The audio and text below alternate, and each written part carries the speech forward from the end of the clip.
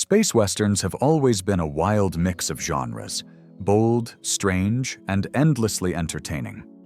In this video, I've included 10 films like that, and a few others that capture the same spirit. As always, feel free to share your own picks in the comments, and enjoy the ride. We're getting started.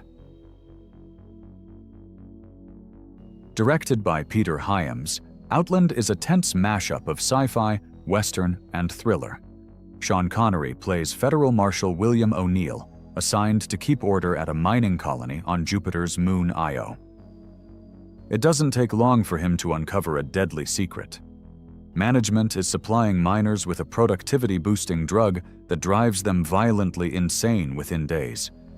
When O'Neill moves to shut it down, he's marked for death by hired killers, setting the stage for a high noon-style showdown in deep space. Gritty sets and a claustrophobic atmosphere make Outland more than just a genre curiosity. And if you've ever wanted to see Sean Connery as a space frontier lawman, Outland delivers.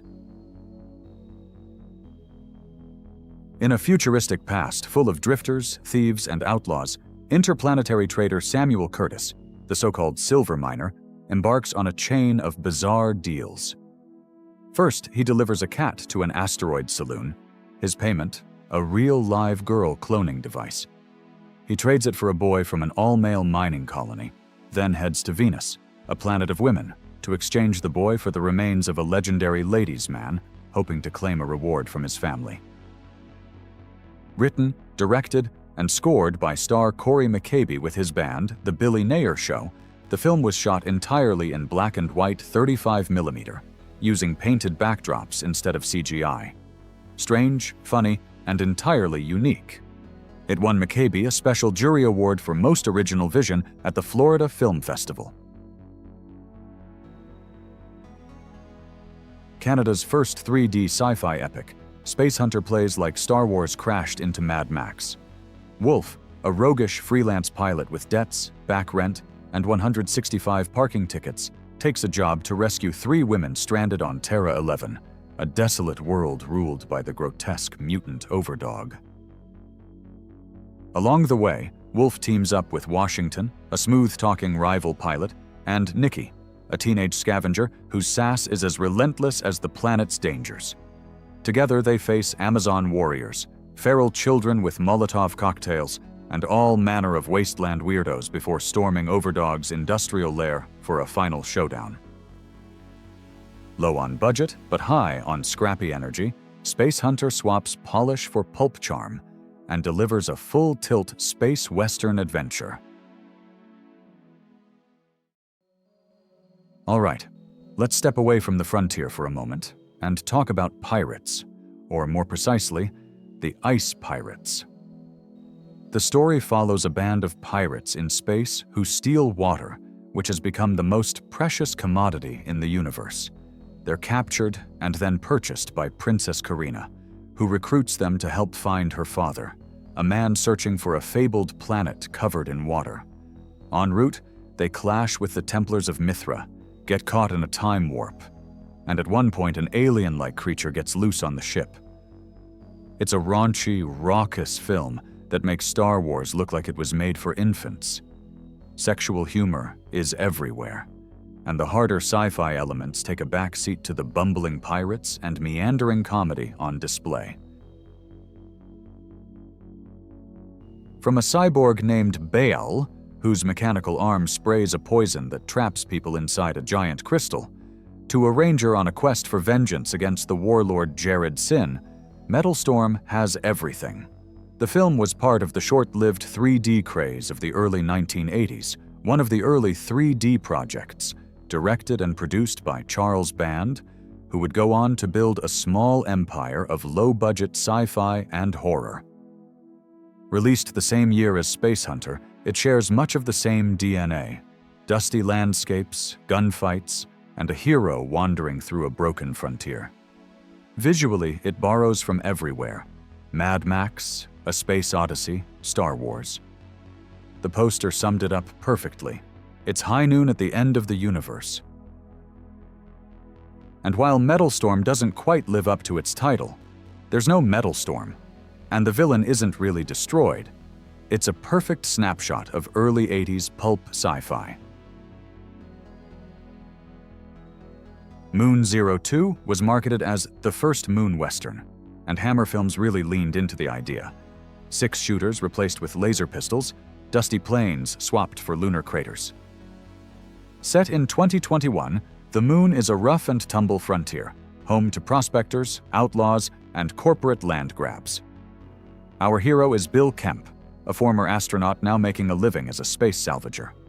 He's hired by a shady millionaire to snag an asteroid made entirely of sapphire, an illegal job that could make them both rich. But along the way, Kemp gets tangled in a murder plot involving a young woman's missing brother and a valuable mining claim. It's pure space western pulp, prospecting rights, gunfights, lunar saloons, and even dancing girls. With its retro-futuristic sets, bright costumes, and miniatures, it's a quirky time capsule of how the late 60s imagined the future. Battle Beyond the Stars is Roger Corman's space opera riff on The Magnificent Seven. Only this time, the peaceful planet of Akir is under threat from a galactic warlord named Sador. Enter Shad, a farm boy who takes the planet's last warship and sets out to recruit a ragtag crew of fighters from across the galaxy.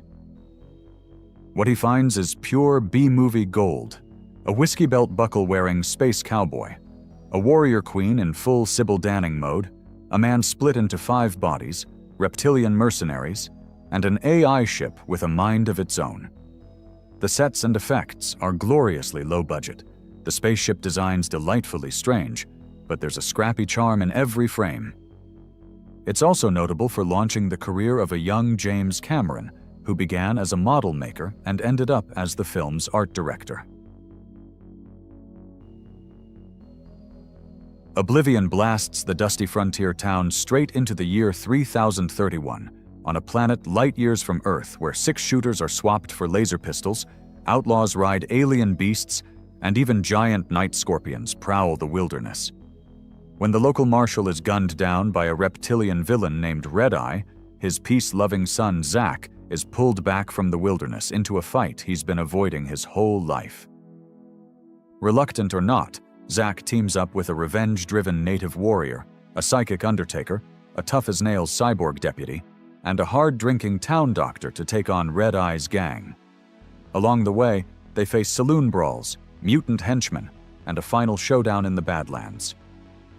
Mixing classic Western tropes with wild sci-fi flourishes, from whip-wielding femme fatales to bizarre alien gunslingers, Oblivion delivers a proudly cheesy charm that's hard to resist. When Joss Whedon's TV space western Firefly was canceled after only 1 season, fans weren't ready to let it go, and Serenity became his way of finishing the story. The film reunites the original cast and returns to a 26th century frontier where an overpopulated Earth has pushed humanity out to colonize other worlds. Captain Malcolm Reynolds and the crew of his Firefly-class ship find themselves caught in a dangerous chase involving River, a young psychic fugitive whose powers make her both a weapon and a target. Much of the fun comes from watching River tear through Reavers, the feral, cannibalistic raiders who haunt the outer systems. Serenity sits somewhere between a love letter to fans and a standalone blockbuster. For anyone new to Firefly, it works as a solid space opera, though it often hints at bigger stories that never get fully explained. Mixing send-ups of Star Wars, Star Trek, Alien, and classic Western tropes, Galaxina is a low-budget oddity that works as both a parody and a strange kind of love letter to the space Western.